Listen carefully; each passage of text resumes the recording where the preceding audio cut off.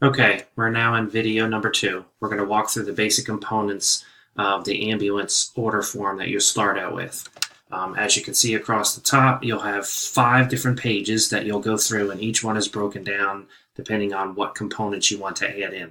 So you'll start with the chassis or the VIN, and then all the options pertaining to that vehicle.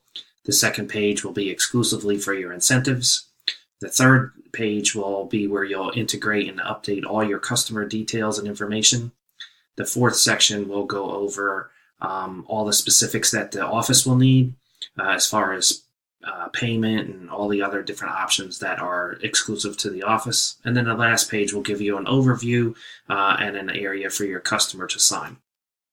So this first section will be pretty similar from upfit to upfit. There may be some minor changes, but I'm going to go over this section first, and then we'll go into section 3, which breaks down more specifics about the actual ambulance itself. So you'll start out your first question asking if it's a POC or a quote. One of the nicest things about this new system is that many of you have asked for the ability to create a quote and then convert that quote into an actual purchase order later when the customer makes their final decision. There were certain limitations that were into JotForm as well as the way I initially designed the old version, and the new version now will give you that functionality. So if you create a quote and then you want to come back and edit it and change it into a purchase order and assign a selected VIN, you do have that ability now. And I'll walk you through that in a future video. So let's just start out simple and create a quote. Okay. Your order date will always pre-populate with today's date, and then you can select the required date out of the calendar for whatever date that you would like.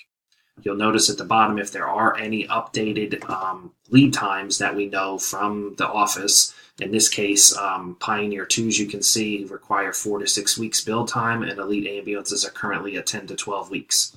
And I'll update that based on availability and how it works.